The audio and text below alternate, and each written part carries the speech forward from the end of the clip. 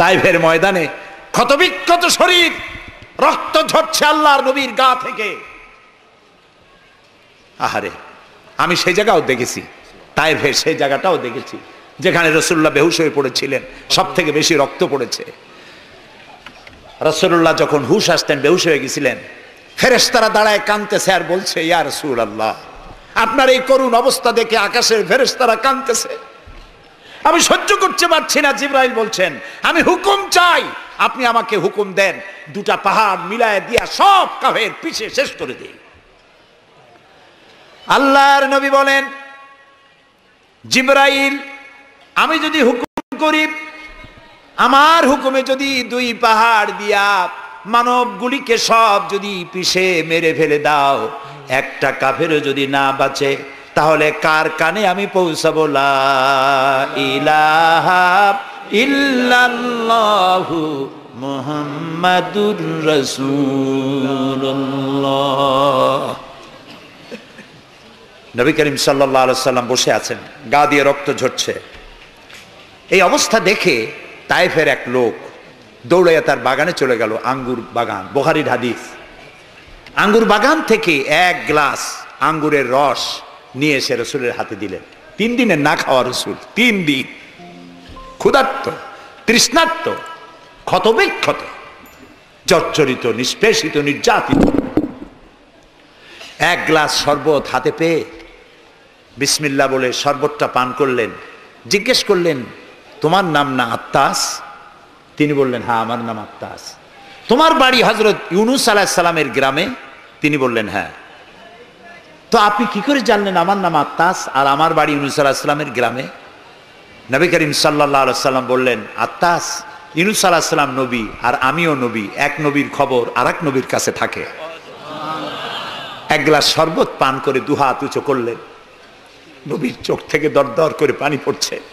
তিনি বলছেন, রব্বুল আলামিন, এই তায়েফবাসী ওরা বোঝে নাই যে আমি তোমার নবী, ওরা বুঝতে পারে নাই যে আমি তোমার রসুল, ওরা না বুঝে আমাকে ক্ষতবিক্ষত করেছে। আল্লাহ, তুমি এজন্য তায়েফবাসীদের উপরে গজব দিও না, তুমি শান্তি দাও, হেদায়েত দাও। দুনিয়ার সকল নবী কোন কোন ক্ষেত্রে অধৈর্য হয়েছেন, নবী করিম সাল্লাল্লাহু আলাইহি সাল্লাম কখনো অধৈর্য হন নাই। প্রিয় ভাই সব, সুলাইমান আলাইহিস সালাম রাষ্ট্র পেয়েছেন, পিঁপড়ার ভাষা বোঝেন। কার ভাষা? পিঁপড়ার রাজা আছে না, চেনেন পিঁপড়ার রাজা? মাঝে মধ্যে পরিচয় করেন পিঁপড়ার রাজা কারা। মাথাটা মোটা, পিঁপড়ার রাজা আমরাও বলি। পিঁপড়ার রাজাকে হাতে নিয়েছেন, ডান হাতে। সূরা আন-নামলে আল্লাহ তাআলা বলছেন, পিঁপড়া কথা বলতেছে, পিঁপড়া বলছে তার দলবলকে, সুলাইমান আলাইহিস সালাম আসতেছে তার সৈন্য সামন্ত নিয়ে, পায়ের তলায় পিষ্ট হয়ে মরে যাবি, সব গর্তে লুকা। তিনি পিঁপড়া হাতে নিয়ে কথা বলতেছিলেন পিঁপড়ার সাথে। সুলাইমান আলাইহিস সালাম কথা বলছেন পিঁপড়ার সাথে। এখন পিঁপড়ার ভাষা আমি বুঝি, এতে একটা অহংবোধ সৃষ্টি হতে পারে। পিঁপড়ারও ভাষা আমি বুঝি। নবুয়তের শান দেখুন, পিঁপড়ার ভাষা বুঝতেছেন, সেখানে তিনি বিনয়ী হয়ে গেলেন আল্লাহর সামনে। তিনি বললেন, রব্বি আউজি'নি আন আশকুরা নি'মাতাকাল্লাতী আন'আমতা আলাইয়া ওয়া আলা ওয়ালিদাইয়া। আয় আল্লাহ তাআলা, তুমি আমাকে ওই পরিমাণ শুকর আদায় করার তৌফিক দাও আমাকে, যে পরিমাণ নিয়ামত তুমি আমাকে দান করেছো। ওয়া আলা ওয়ালিদাইয়া, এবং আমার মা বাবার প্রতি যতটা নিয়ামত তুমি আমাকে দিয়েছো। ওয়ান আমালা সালিহান তারদাহু, আর আমাকে এমন আমল করার তৌফিক দাও যাতে তুমি খুশি হও। ওয়াদখিলনি বিরাহমাতিকা ফি ইবাদিকা সালিহিন, আর আল্লাহ আমাকে ইবাদে সালেহের মধ্যে শামিল করে দাও। সুবহানাল্লাহ ওয়া বিহামদিহি। প্রিয় ভাই সব, আমার মূল বক্তব্য ছিল এই সব সচ্চরিত্রবান সুপার কোয়ালিটির মানুষ আল্লাহর নবীরা মার খেলেন কেন? শুধুমাত্র দাঁত মাজা, সুরমা লাগান, দাড়ি লাগান। আমি যদি আপনাদের বলি সবাই দাড়ি রাখবেন, আপনারা কি আমার মারতে আসবেন? কেন মারবেন? আমি তো খারাপ কথা কিছু বলিনি, এই জন্য মারামারি হয় না। মারটা হইল কেন? মার হয়েছে এই কারণে নবীরা বলেছেন, লা ইলাহা ইল্লাল্লাহ, আল্লাহ ছাড়া কোনো ইলাহ নাই, আইনদাতা নাই, বিধানদাতা নাই, একমাত্র আইনদাতা তিনি। এখন আল্লাহর আইনটা কি সেটা আমাদেরকে বুঝতে হবে, সেটার দিকে আমি আগাচ্ছি ইনশাআল্লাহ। নবী করিম সাল্লাল্লাহু আলাইহি ওয়াসাল্লাম যখন এই কালেমার দাওয়াত দিলেন, মার শুরু হয়ে গেল। যারা এতদিন বলছিল আল আমিন, কি বলছিল রসুলকে? আল আমিন, তারাই এখন নবী করিম সাল্লাল্লাহু আলাইহি সাল্লামকে পাগল বলা শুরু করলো। রসুলকে পাগল বলা হলে আঘাত লাগে কার গায়ে? আঘাত লাগে কোথায়? আল্লাহর গায়ে বলা যাবে না, আল্লাহর অস্তিত্বে আঘাত লাগে। আল্লাহ রাব্বুল আলামিন এই কাফিরদের অপবাদের জবাবে আল্লাহ তাআলা প্রতিবাদ করলেন। তিনি বললেন, ওয়ামা সাহিবুকুম বিমাজনুন, তোমাদের সাথী পাগল নয়, তোমাদের সাথী বললেন আল্লাহ তাআলা। কেন? তোমরা তো এই লোককে হতে দেখেছো, তার শৈশব, কৈশোর, যৌবন, আর এই বয়স পর্যন্ত তোমরা তাকে চোখের সামনে দেখেছো। পাগলামির কি দেখলে তোমরা তার ভেতরে? কেন পাগল বলো? তিনি পাগল নন, তিনি শায়ের নন, তিনি জাদুকর নন, তিনি গণক নন, তিনি আমার নবী। প্রিয় ভাইসব, মুসলমানেরা মার খাচ্ছে, পালিয়ে বেড়াচ্ছে। বুখারী শরীফে এসেছে ওয়ান খাব্বাব বিন আরিত রাদিয়াল্লাহু তাআলা আনহু আন্নাহু قال শাকাউনা ইলা রাসূলিল্লাহি সাল্লাল্লাহু আলাইহি ওয়াসাল্লাম ওয়া হুয়া মুতাওয়াসসাদুন বুরদাতুন লাহু ফি জিল্লিল কাবা। হযরতে খাব্বাব বলেন, আমরা অত্যাচারিত হয়ে একদিন নবী করিম সাল্লাল্লাহু আলাইহি ওয়াসাল্লামের কাছে গেলাম, যে দেখতে পেলাম তিনি কাবা শরীফের ছায়ায় চাদর মুড়ি দিয়ে আরাম ফরমাচ্ছেন। আমরা কাছে গিয়ে বললাম, আলা তাদউ লানা আলা তাস্তানসিরু লানা ইয়া রাসূলুল্লাহ, হে রাসূল। মাইর খাইতে খাইতে আমরা শেষ হয়ে গেলাম। আমাদের মুসলমানদের উপরে আগুন চাপা দেওয়া হচ্ছে, পাথর চাপা দেওয়া হচ্ছে, বেলালকে উটের পায়ের রশিতে বেঁধে উট তাড়ানো হচ্ছে। ক্ষুধার জ্বালায় শেষ হয়ে গেলাম, ঘুমাইতে দেয় না, মাইরে অস্থির হয়ে গেলাম। হে রাসূল, আপনি কি আল্লাহর কাছে আমাদের জন্য দোয়া করবেন না? আপনি কি আমাদের জন্য আল্লাহর কাছে সাহায্য প্রার্থনা করবেন না? বুখারীর হাদিস। রাসূলুল্লাহ উঠে বসলেন, বললেন, ও খাব্বাব, তোমাদের আগে এই পৃথিবীতে যারা এসেছিলেন সেই সমাজের সমাজপতিরা কলেমার দাওয়াত দেওয়ার অপরাধে তাদেরকে ধরতো। ফায়ুখাজুর রাজুলু ফায়ুহফারু লাহু ফিল আরদ, তারা তাদেরকে ধরতো আর তাদের জন্য গর্ত খনন করত। ফায়ুজালু ফিহা, এরপরে সেই গর্তের ভিতরে তাকে কোমর পর্যন্ত গেড়ে দিত। সুম্মা ইউতা বিল মানশার, এরপরে করাত আনা হতো। ফায়ুদাউ আলা রাসিহি, এরপরে করাত তার মাথার উপরে রাখা হতো। ফায়ুজালু নিসফাইন, এরপরে করাত দিয়ে চিরে জীবন্ত মানুষকে দুই টুকরা করে ফেলে দেওয়া হতো। মা ইয়াসুদ্দুহু যালিকা আন দীনি, এত বড় অত্যাচারের পরেও সে যুগের একজন মুসলমানকেও আল্লাহর দ্বীনের পথ থেকে এক চুলও তারা সরাতে পারে নাই। রাসূলুল্লাহ বলছেন, ওয়াল্লাহি ওয়াল্লাহি, ও খাব্বাব, আমি আল্লাহর নামে কসম করছি। কে বলছেন? রাসূলুল্লাহ কসম করছেন, আমি আল্লাহর নামে শপথ করছি, লা ইউতাম্মান্নাল্লাহু হাযাল আমরা হাত্তা ইয়াসিরুর রাকিবু মিন সানা ইলা হাদারামাউত। সেদিন বেশি দূরে নয়, যেদিন ইয়েমেনের রাজধানী সানা থেকে সুন্দরী যুবতী নারীরা তাদের যৌবনের পসরা নিয়ে, সওদাগারেরা তাদের সম্পদ নিয়ে সানা থেকে রওনা করে সহস্র মাইল পাড়ি দিয়ে সৌদি আরবের হাজরামাউত পর্যন্ত পৌঁছে যাবে রাত এবং দিনে পায়ে হেঁটে। লা ইয়াখাফু ইল্লাল্লাহ, আল্লাহ ছাড়া কোনো ভয় তাদের অন্তঃকরণে থাকবে না।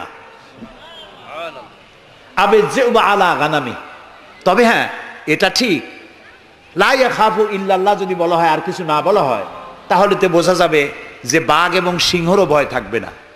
নবীর কথায় কোনো ফাঁক থাকে না, আল্লাহর কথায়ও ফাঁক থাকে না, নবীর কথায়ও ফাঁক থাকে না। একজন ইলেম কালাম কম, যখন ওয়াজ করতে যাইতো লক্ষ্য করতো যে সেখানে কোনো আলেম আছে নাকি। আলেম থাকলে অল্প কথা বলে শেষ করে দিত। তা আলেম আছে কিনা এটা পরীক্ষা করার জন্য বলছে যে, ভাইয়েরা, আমি আজকে একটা পাতা আর ওয়াজ করব, একটা পাতা, এবং তার ব্যাখ্যা এবং বিশ্লেষণ আমি আপনাদের সামনে আলোচনা করতে চাই। জনগণ বলেন, আমরাও শুনতেই চাই। বলুন পাতার ব্যাখ্যা কি? তিনি বলছেন এমন একটি পাতা, এটি যদি মাটিতে পড়ে বাঘ হয়ে যায়, আর যদি পানিতে পড়ে কুমির হয়ে যায়।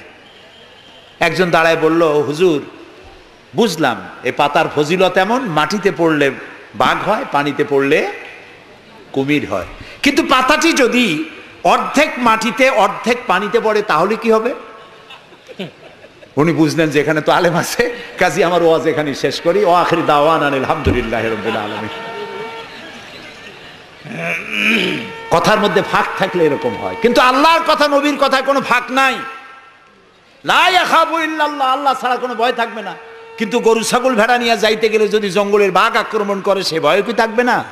আল্লাহ রসুল ব্যাখ্যায় বলছেন লা ইয়াখাফু ইল্লাল্লাহ আবে যে আলা গানামি, তবে তোমার ঘোড়া, তোমার সাথের ভেড়া, ছাগল, পশু যদি থাকে তো তার উপরে বাঘের আক্রমণ এ ভয় থাকতে পারে, কিন্তু সম্পদ হরণ, সতীত্ব হরণ, জীবন হরণের কোনো ভয় থাকবে না, এমন সমাজ কায়েম হবে।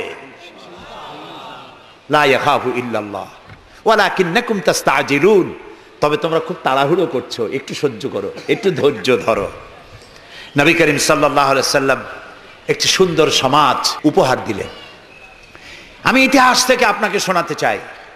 রাসূলুল্লাহ ইন্তেকাল করেছেন, ঐতিহাসিকরা লিখছেন মদিনার এক যুবতী নারী কি সমাজ কায়েম করে গেল শোনেন।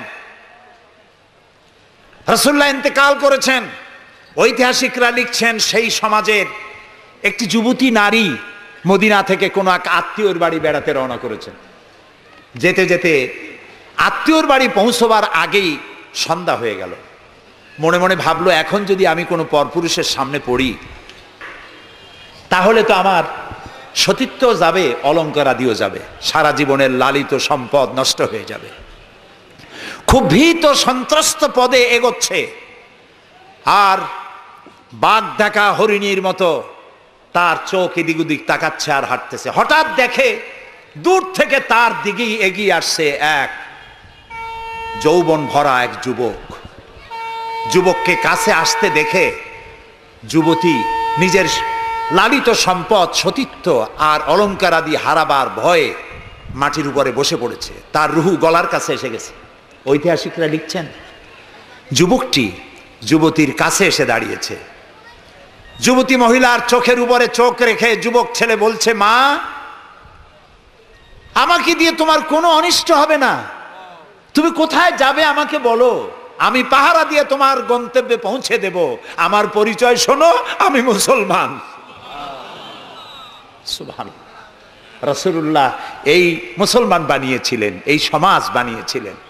তাই আমি আফসোস করে বলি, মরা মানুষ জিন্দা হওয়ার কোন সুন্নত যদি থাকতো, আর একজন সাহাবী যদি আজ জিন্দা হতেন আর আমাদেরকে যদি দেখতেন, তাহলে চিৎকার দিয়ে বলতেন আল্লাহর কসম, রাসূলুল্লাহ দান্দার মোবারক শহীদ করে সাহাবীরা জীবন দিয়ে যে মুসলমান বানিয়ে রেখে গিয়েছিলেন, আল্লাহর কসম এগুলো সেই মুসলমান না। আমাদের চরিত্র এই পর্যায়ে পৌঁছে গেছে। রাসূলুল্লাহ সাল্লাল্লাহু আলাইহি ওয়াসাল্লাম ইসলাম দিয়ে মানুষকে একটি সুন্দর সমাজ দিয়েছেন। ইসলাম মানেই শান্তি। বলেন তো ইসলাম মানে কি? বলেন না, অর্থ কি? শান্তি। তবে শর্ত সাপেক্ষে, যারা আনুগত্য করবে তাদের জন্য শান্তি। আমরা একজন আর একজনের সঙ্গে দেখা হলে কি বলি? আসসালামু আলাইকুম। যারা প্রত্যেক দিন প্রতি মুহূর্তে একজন আর একজনকে সালাম দেয়, সেই জাতি কোনোদিন সন্ত্রাসী হতে পারে? সালামু আলাইকুম, আপনি বললেন ওয়ালাইকুম আসসালাম। নবী করিম সাল্লাল্লাহু আলাইহি ওয়াসাল্লাম বলেছেন আফশুস সালাম ওয়া আতইমুত তুআম ওয়া সাল্লু আন-নাসু বিন-নিয়াম তাদখুলুল জান্নাতা বিস-সালাম। তিনটি কথা। কয়টি কথা শুনতেছেন আপনারা? এক নম্বর হচ্ছে সালাম বিনিময় করো বেশি করে। রাসূলুল্লাহ বলছেন, একটা গাছের এপাশে বসে দেখা হয়েছিল, সালাম দাও। গাছটা ঘুরে আসছে, লোকটা আবার সালাম দাও। আমাদের দেশে এই অভ্যাস নাই। সব বসেরা চায় আমার অধীনস্থ লোকেরা আমারে সালাম দিক। রাসূলুল্লাহ তার স্ত্রীকে সালাম দিতেন। এমনকি রাস্তা দিয়ে যাওয়ার সময় বাচ্চা পোলাপান খেলাধুলা করছে, তাদেরকে তিনি সালাম দিতেন। আমরা কি দেই? আমরা দেই না।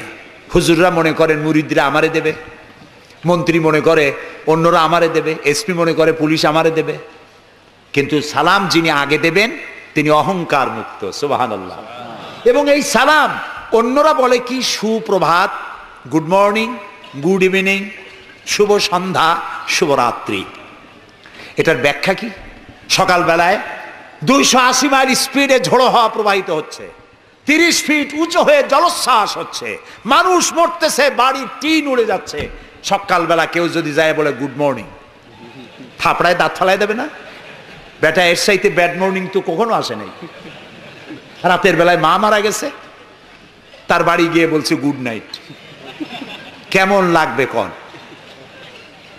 সুতরাং ইসলামের বিষয়টাই মোর সায়েন্টিফিক।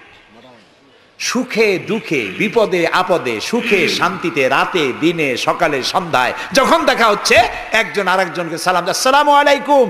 পয়সা লাগতেছে? কথা না কইলে বুঝবো কি? বিনা পয়সায় আল্লাহ তোমার উপরে শান্তি দিক, রহমত দিক। আপনি আরো বেশি করে কন ওয়ালাইকুম আসসালাম ওয়া রাহমাতুল্লাহি ওয়া বারাকাতুহু ওয়া মাগফিরাতুহু।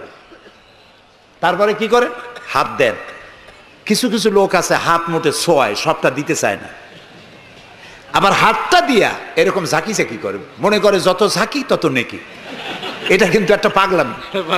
জি, আপনি হাত নাচান কেন? ধরে রাখেন আর বলবেন ইয়াগফিরুল্লাহু লি ওয়া লাকুম, আল্লাহ তোমারও শান্তি দিক, আমারও শান্তি দিক, আল্লাহ তোমারও মাফ করুক, আমারও মাফ করুক। সুবহানাল্লাহ। সালাম দাও বেশি করে। কে বলতেছেন? আল্লাহ রাসূল। বাড়িতে যেয়ে সালাম দেবেন, বউরে সালাম দেবেন।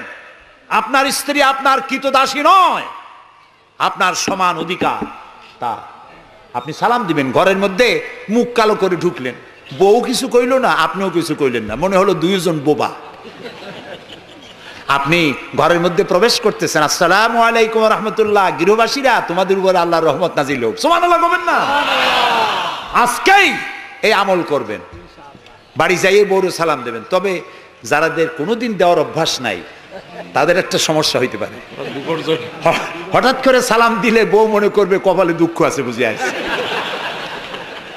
একটু বুঝাই বলে নেবেন। তবে আজকের থেকে সালাম শুরু হবে, ঠিক আছে না ভাই? আজকের থেকে শুরু হবে। বাচ্চাকে বাড়ি থেকে বিদায় করছেন, স্কুলে যাচ্ছে, মা বাবা শিখায় বাই বাই, টাটা, যাই যাই, খাই খাই। এটা কথা হইলো? বাচ্চা বিদায় হচ্ছে, বাচ্চার মাথায় হাত দিয়ে বলেন ফি আমানিল্লাহ, তোমারে আমি আল্লাহর আমানতে ছেড়ে দিলাম। সুবহানাল্লাহ। কিসের বাই বাই টাই টাই?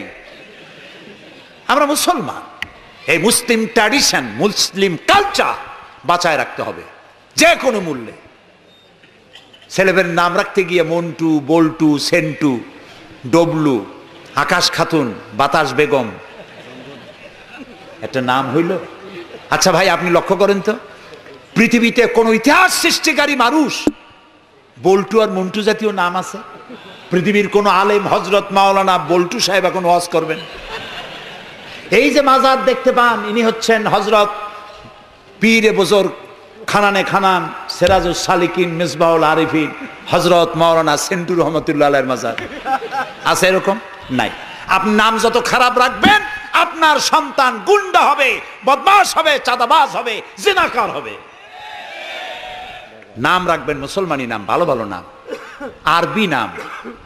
আলেমদের কাছে জিজ্ঞাসা করে নাম রাখবেন যে এই নামটা কি রাখবো আর নামের অর্থটা কি। আন্দাজে আবার নাম রেখেন না। কুয়েত এয়ারপোর্টে একদিন বাংলাদেশের একজনের পাসপোর্ট দেখে পুলিশেরা হাসাহাসি করতেছে। কারণ কি?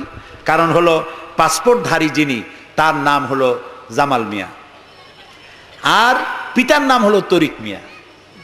জামাল শব্দের অর্থ হচ্ছে উট, আর জামাল মিমে আলেফ দিয়ে যদি হয় তাহলে হয় সৌন্দর্য। এখন জামাল মানে উট, মিয়া মানে 100, ওর নাম 100 উট।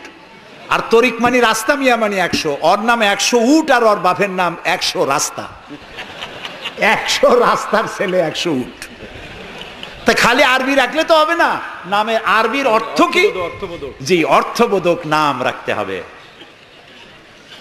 তাহলে আমি বলতেছিলাম রাসূলুল্লাহর হাদিস, প্রথমে দিবেন সালাম, আফশুস সালাম ওয়া আতইমুত তাআম, গরিব মিসকিনদেরকে দাওয়াত করে খাওয়াবেন, বন্ধু বান্ধবদের দাওয়াত দিয়ে খাওয়াবেন। খাওয়া খাওয়াইতে কিন্তু মহব্বত বাড়ে, চক্ষু লজ্জার সৃষ্টি হয়। খালি অপরের পয়সা দিয়ে রিকশায় চড়বেন, রিক্সায় দুইজন উঠলো, একজন নামে হেঁটে চলে গেল, একসাথে দুইজনে খাইলো, আর একজনে খেলাল করতে করতে বাইরে গেলো, পয়সাও দিল। এই চালাকি এক সময় ধরা পড়ে যায়। এই জন্য মানুষকে বাড়িতে দাওয়াত দিয়ে খাওয়ানো, রাসূলুল্লাহ বলেন দাওয়াত দিয়ে খাওয়াও। তাহাদ্দু তাহাব্বু, হাদিয়া দাও, মোহব্বত বাড়বে। কারো অসুখ হয়েছে, তার বাড়িতে একটু আঙ্গুর নিয়ে যাও, একটু কমলা নিয়ে যাও। তোমার শত্রু যদি হয়, চক্ষু লজ্জার সৃষ্টি হয়ে যাবে। কান্নাহু ওয়ালিয়ুন হামিম, দেখা যাবে সে চরম দুশমন ছিল, সে তোমার বন্ধু হয়ে গেছে। সুবহানাল্লাহ বলেন না। ওয়াসাল্লু আন-নাসু বিন-নিয়াম। আর 3 নম্বরে, মানুষ যখন ঘুমায় থাকে তখন তুমি নামাজ পড়িও। কোন সময় কোন তো? ও, তাও তো আপনারা জানেন, মধ্যরাতের পরে যখন মানুষেরা ঘুমায় থাকে তখন তুমি নামাজ পড়িও। এই রাত্রে কেন? কারণ মানুষের কাছে সব থেকে বড় ভালোবাসার সত্তাকে বলেন আল্লাহ, তারপরে আল্লাহ রাসূল। এখন যাকে ভালোবাসি তার সাথে তো প্রেম করতে হবে। প্রেম কি নোটিশ দেওয়া হয়? SMS করে আজকাল হয়। কিন্তু ভালোবাসা বিজ্ঞাপন দিয়ে হয় না, মাইকিং করে হয় না। ভালোবাসা হয় কিসে কন্ত? প্রেম কিসে হয়? লজ্জা করে বলতে, করছেন তো এক সময়। গভীরে, রাতে, অন্ধকারে, একাকিত্বে ভালোবাসা হয়। তো মানুষের সবচাইতে প্রিয় হচ্ছেন আল্লাহ তাআলা, প্রিয়তম। এর থেকে প্রিয় আর মুসলমানদের জন্য কেউ হইতে পারে না। দিনের কোলাহল পূর্ণ অবস্থার ভেতর দিয়ে তুমি তার সঙ্গে আবেগময় কণ্ঠে কথা বলতে পারবা না, এটা আল্লাহ তাআলা জানেন। তাই আল্লাহ তাআলা বলেছেন ওয়াজআলনান নাহারা মাশা, দিন বানাইছি রোজগার করার জন্য, কাজ করো, বসে থাকবা না। ফাইজা কুদিয়াতিস সালাত ফান্তাশিরু ফিল আরদ, নামাজ পড়া হয়ে গেছে, মসজিদে বসে থাকতে পারবা না। অভিশাপ, জোহরের নামাজে রক্ত হয়েছে, অফিস বন্ধ করে নামাজ পড়ো, জোহর পড়ো, সুন্নত পড়ো। নফল পড়তে পারবা না জোহরের সময়, তসবিহ পড়তে পারবা না, কারণ এই তসবিহ পড়ে, নফল পড়ে সময় নষ্ট করে পূর্ণ বেতন নিলে বেতন হালাল হবে না। মেডিকেল নিয়ে সুস্থ মানুষ সেল্লা দিতে যাবা, পয়সা হারাম, নেক পয়সা হবে না, হালাল পয়সা কামাই দিতে হবে। সেল্লার নাম বললাম বলে তাবলিগি ভাইরা অসন্তুষ্ট হবেন না, একটা দৃষ্টান্ত দিলাম।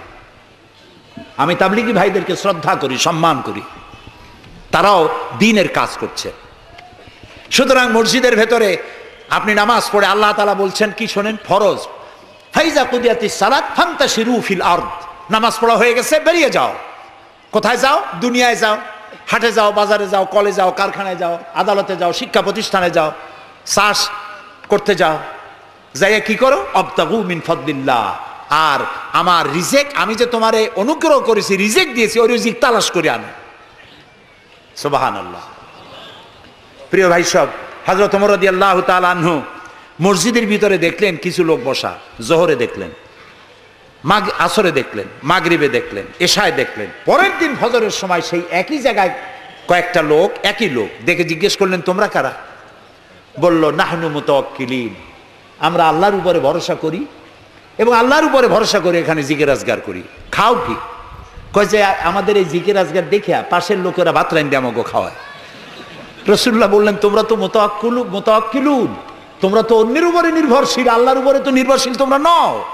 শোনো, আগামীকাল এই জোহরের নামাজের পর যদি তোমাদেরকে এখানে বসা দেখি, ব্যাট মেরে মসজিদ থেকে বের করে দেব। মসজিদে নির্দিষ্ট সময় নামাজ পড়তে আসবে, বাকি সময় কাজ করতে হবে মানুষের জন্য, নিজের জন্য, জনগণের জন্য, রাষ্ট্রের জন্য। এর নাম ইসলাম। এর নাম কি? ইসলাম। বাস্তবমুখী, বৈরাগ্য নয়। আপনি দিন কায়েমের জন্য, আল্লাহর বেশি জিকির আজগার করার জন্য জঙ্গলে যাবেন, লা রাহবানিয়াতা ফিল ইসলাম, ইসলামে বৈরাগ্যবাদকে সমর্থন করে না। কথা বুঝে আসছে? সুতরাং আপনি রাত্রি বেলায়, দিনের কোলাহলপূর্ণ সময়, আপনি আল্লাহর সাথে প্রেম করতে সময় পাচ্ছেন না। আল্লাহ তাআলা বলছেন ওয়াজআলনাল লাইলা লিবাসা ওয়াজআলনা নাওমাকুম সুবাতা, রাত্রে বানাইছি, রাত্রিকে বানাইছি শান্তির আচ্ছাদন। সুবহানাল্লাহ বলবেন না? রাত হলো শান্তির আচ্ছাদন। তীর্যক রৌদ্রের তীব্র প্রখারকে বন্ধ করে দিয়ে রাতের একটি অন্ধকারের চাদর দিয়ে, কালো চাদর দিয়ে পৃথিবীটাকে ঢেকে দিলাম। আর একটু শান্তির জন্য চাঁদ আর তারকার নামে কিছু ডিম লাইট জ্বালাই দিলাম। গভীর রাত্রে ওঠো, মানুষ যখন ঘুমায় তখন তুমি সেজদায় পড়ে কাঁদো। রাসূলুল্লাহ বলেছেন, অনুশোচনা আর অনুতপ্তের এক ফোঁটা পানি নাকের অর্ধেক আসতে না আসতে আল্লাহ তাআলা ওই ক্রন্দনরত বান্দাকে মাফ করে দেন। সুবহানাল্লাহ। এই তিনটি কাজ যে করবে, কয়টা কাজ? তিনটি। এই তিনটি কাজ যারা করবে তাদখুলুল জান্নাতা বিসসালাম, আখরাজাহু মুসলিম। মুসলিম শরীফের হাদিস। রাসূলুল্লাহ বলছেন, এই তিনটে কাম করো, শান্তির সাথে জান্নাতে চলে যাবে। তাহলে যে জাতির জীবন ব্যবস্থার নাম কি? ইসলাম। আর আমাদের নাম মুসলমান। সব জায়গায় কিন্তু শান্তি, দেখা হইলে সালাম। আল্লাহর নাম কি? শান্তি। আর আল্লাহর এক নাম কি? সালাম আছে না আল্লাহর নাম? আল্লাহর নাম শান্তি। তারপরে নামাজ পড়ে শেষ করার পরই ডান দিকে বাম দিকে কি বলি? নামাজ পড়েও বলি আসসালামু আলাইকুম ওয়া রাহমাতুল্লাহ। জীবনের শেষ নামাজ কোনটা? জানাজা। তার শেষ কথা কি? আসসালামু আলাইকুম ওয়া রাহমাতুল্লাহ। এরপরে মুমিনদের লাস্ট ডেস্টিনেশন দারাকা দারাস সালাম, শেষ জায়গা কোথায়? জান্নাত। এই যাদের ধর্ম, এই যাদের দ্বীন, এই যাদের জীবন ব্যবস্থা, সেখানে আল্লাহর আইন প্রতিষ্ঠার নামে বোমা মারা লাগবে? জবাব দেন। সন্ত্রাসী তৎপরতা করা লাগবে? কোন নবী, কোন রাসূল সন্ত্রাসী তৎপরতা চালিয়েছেন, মানুষ হত্যা করেছেন, এর কোন নজির আছে পৃথিবীতে? আছে? পৃথিবীতে নাই। আপনারা বলতে পারেন, তাহলে রাসূলুল্লাহ যুদ্ধ করছিলেন কেন? নবী করিম সাল্লাল্লাহু আলাইহি ওয়াসাল্লাম যত যুদ্ধ করেছিলেন সব ছিল ডিফেন্সিভ, আত্মরক্ষামূলক। তিনি নিজে যুদ্ধ শুরু করেছেন, এর কোন নমুনা নাই। একটি হাদিস পাওয়া যাবে না যে নবী করিম সাল্লাল্লাহু আলাইহি ওয়াসাল্লাম ক্ষমতা গ্রহণ করার পর সাহাবীদের রাতের বেলায় পাঠিয়ে দিয়েছেন, ওই গ্রাম আমার উপর ঈমান আনে নাই, বাড়ি শুদ্ধ জ্বালায় দাও, হত্যা করো, বলেছেন? সুবহানাল্লাহ।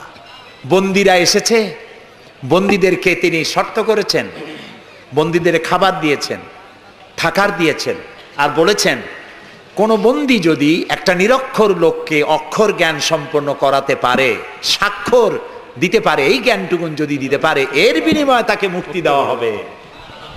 আজকে আমেরিকা আমাদেরকে ভদ্রতা শিখায়, বন্দীদের সাথে তোমরা কি ব্যবহার করেছো? আল গারিব কয়েদখানায় কি অসভ্যর বর্বরতা তোমরা করেছো, পৃথিবীর ইতিহাসকে ম্লান করে দিয়েছো, সভ্যতার মুখে কালিমা লেপন করেছো। আল গারিব কয়েদখানার তারা কি করেছে, আমি ভাষা দিয়া ভদ্রলোকের সামনে তা উচ্চারণ করতে পারবো না।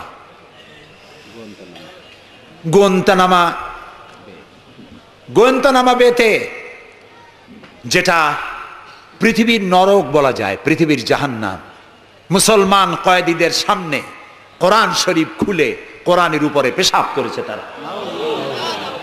একজন মুসলমান হাত পা বান্ধা, তার সামনে কোরআনে পেশাব করলে তার অবস্থাটা কি হয়? সে তো আত্মহত্যা করতে চায়, তখন আমার জীবন চলে যাক, কোরআনের অমর্যাদা তো সহ্য করা যায় না। তোমরা তাই করেছো।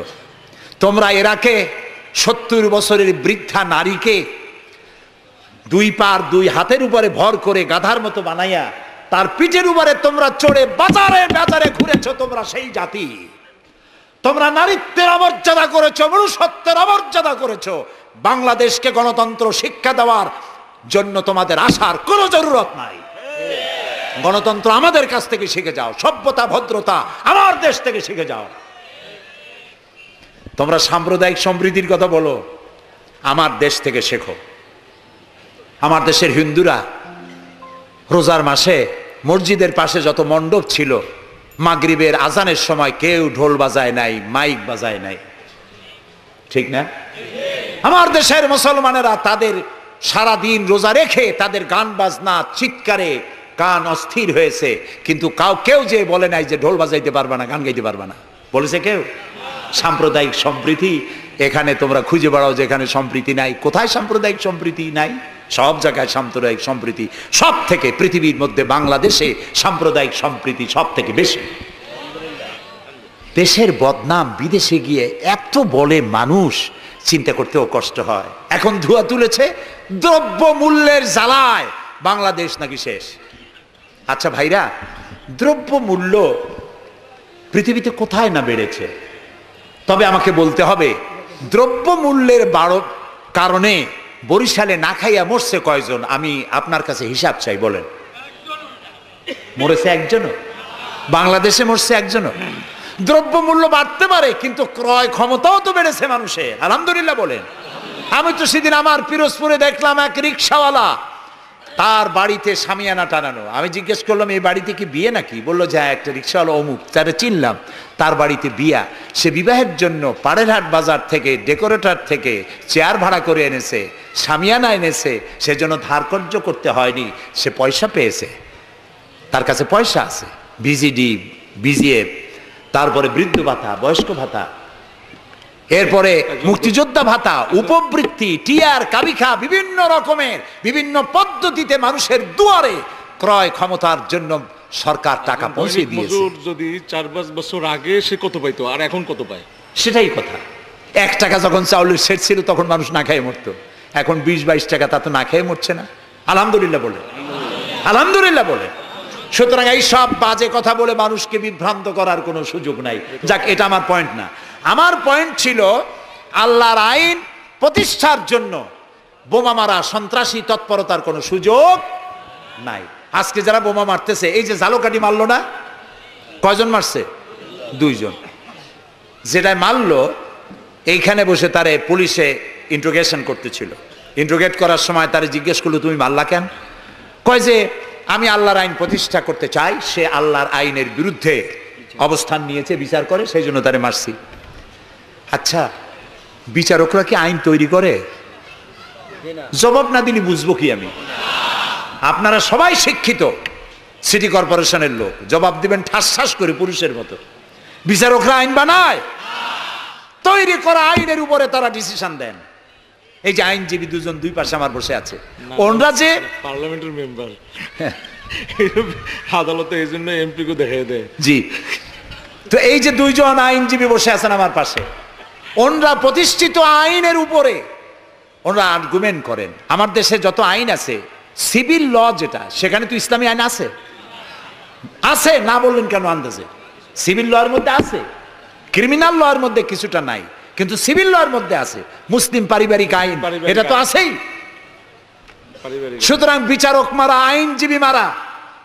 এরপর বললো, আচ্ছা তুমি যদি এখন মরো, কয় যে আমি তো শহীদ হয়ে যাবো। আরে উল্লুক, তুমি শহীদ হবা কেমনে? তুমি তো মানুষ খুন করে আসছো, তোর তো জাহান্নামে যাওয়া লাগবে। চট্টগ্রামে যে মারলো, মা বোমা মারতে গিয়ে 2টা হাত গেছে, 2টা পা চলে গেছে। তারপরে তাকে হসপিটালে নেওয়া হয়েছে, পানি চাইছে, এক নার্স পানি দিয়েছে বাম হাত দিয়ে। সে কয় যে বাম হাতে পানি খাবো না। তুই মুসলমান? কয় যে নার্স বলছে আমি মুসলমান। বাম হাত দিয়ে পানি দিলা কেন? আমি তো মুসলমান, ডান হাত দিয়ে পানি দাও। আমি শুনে পরে এক বক্তৃতায় বললাম, আসছে মানুষ খুন করিয়া, ও এখন বাম হাত আর ডাইন হাত তালাশ করে। একজনের নাকি মোষ ছিল খুব বড়, আছে না এরকম কিছু মোষওয়ালা, বড় মোষ, ঠোঁট ঠোঁট ঢাকা। কিছু কবি, বুদ্ধিজীবী, এরা কোন রকম বুদ্ধিজীবী হইতে চাইলে এরকম একটু মোষ টোষ বড় থাকা লাগে, চুল টুল 5-6 মাস কামায় না, এরকম একটা অবস্থা। আর মাথাটা ইন্টারন্যাশনাল এয়ারপোর্ট, চুল টুল নাই, স্টেডিয়ামের মতো, চতুর্দিকে কিছু দর্শক আছে, মাঝখানে খালি। তো এইরকমের একজন মোষওয়ালা, ঘন মোষ, এত বেশি মোষ যে টর্চ মারিয়াও বোঝা যায় না যে লোকটা হাসে না কান্দে। ওই রকম এক মোষওয়ালা লোকের মদ খাওয়ার অভ্যাস ছিল। মদের গ্লাস বাম হাতে, আর ডান হাত দিয়ে মোষগুলো উঁচু করিয়া বাম হাত দিয়ে মদ খাইতেছে বহুত কষ্ট করে। একজন জিজ্ঞেস করলো, ভাই তুমি মদ খাওয়াতে এত কষ্ট করতেছো কেন? ঢকঢক করে গিললেই তো হয়, মোষগুলো উঁচু করে নেছো। কয় যে ভাই, হজরত ওলামায়ে কেরামের মুখে শুনছি, পানি টানি কিছু খাইতে গেলে মোষ লাগলে মাকরুহ হয়। ও খাইতেছে মদ, ও মানুষ খুন করে আসছে, আর ও বলতেছে যে আমি বাম হাতের পানি খাবো না। বেটা তুই জাহান্নামে যাবি। আল্লাহ তাআলা বলেছেন, ওমান ইয়াকতুল মুমিনান মুতাআম্মিদান ফাজাযাউহু জাহান্নাম খালিদান ফিহা ওয়া গাদাবাল্লাহু আলাইহি ওয়া লানাহু ওয়া আ'আদ্দা লাহু আযাবান আযীমা।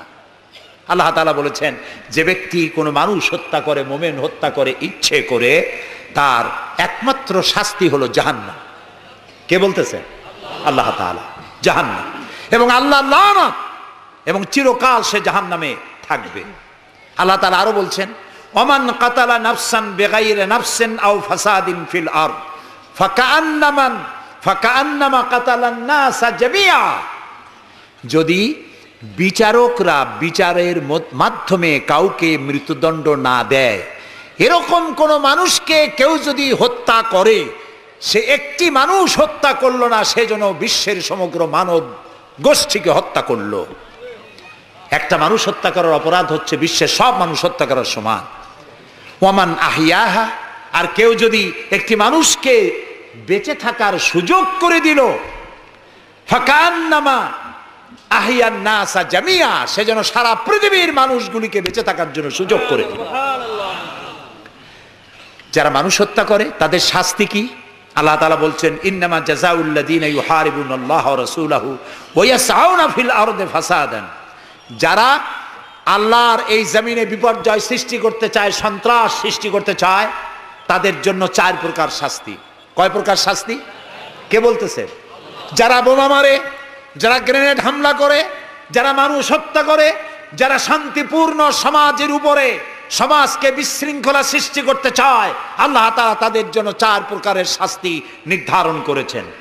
আইয়ুকাত্তালু, তাদেরকে হত্যা করো, আও ইউসাল্লাবু, অথবা তাদেরকে শুল দণ্ডে দিয়ে দাও, আও তুকাত্তা আইদিয়াহুম ওয়া আরজুলিহিম, অথবা তাদের ডান হাত আর বাম হাত উল্টা কেটে দাও। হয় প্রথমে ডান, পরে বাম পা, বাম হাত ডান পা, একটার উল্টা আর একটা কাটো। চতুর্থ, আও ইউনফাউ মিনাল আরদ, অথবা দেশ থেকে বহিষ্কার করে দাও। সুতরাং আজকে যারা সন্ত্রাসী তৎপরতা চালাচ্ছে, তাদের সাথে ইসলামের কোনো সম্পর্ক নাই।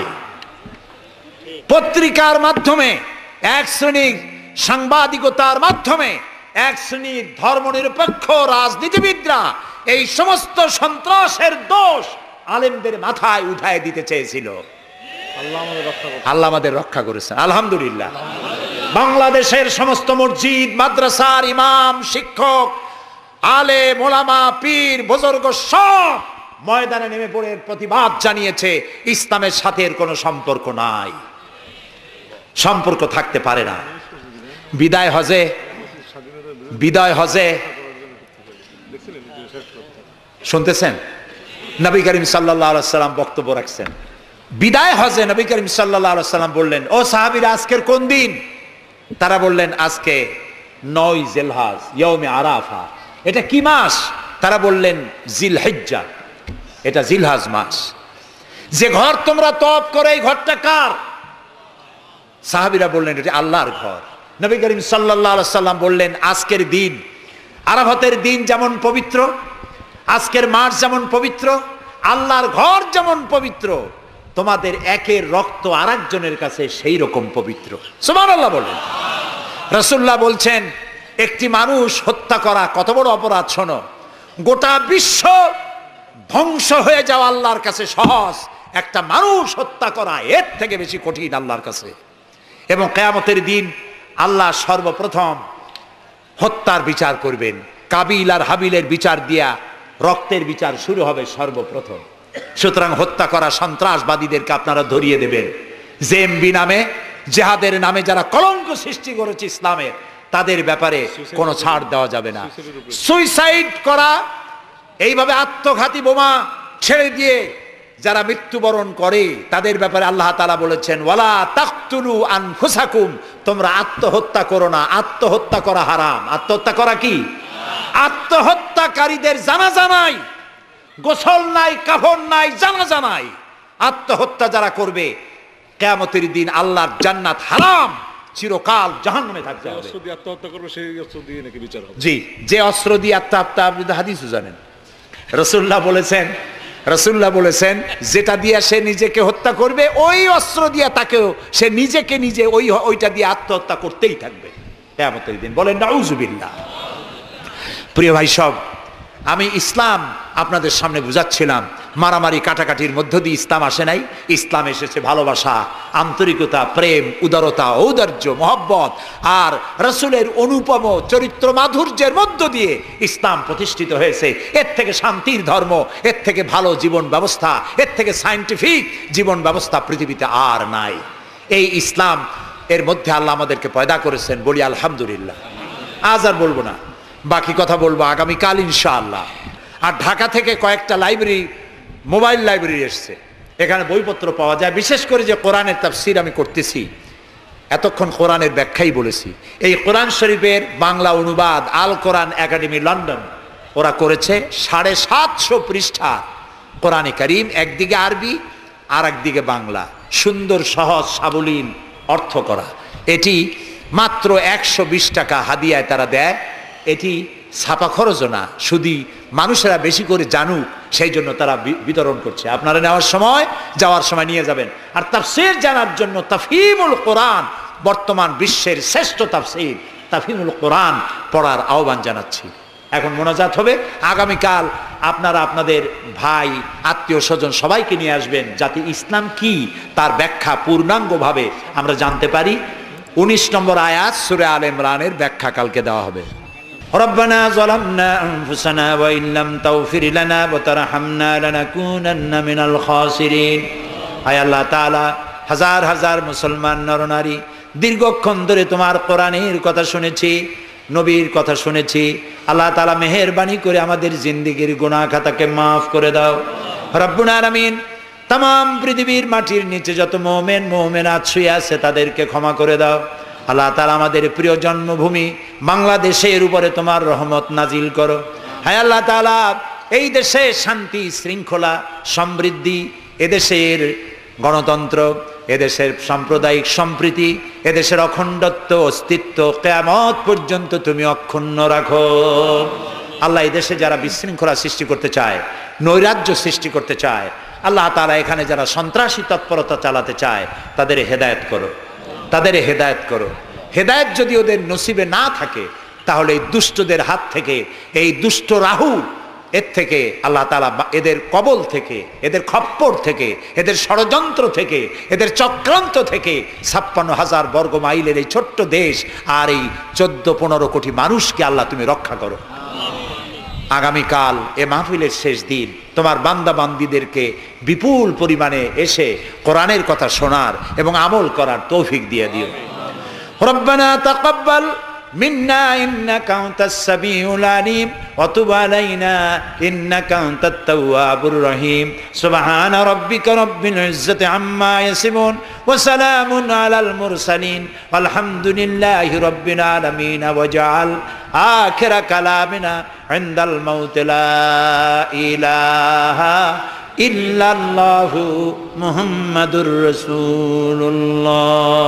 আসসালামু আলাইকুম ওয়া রাহমাতুল্লাহ।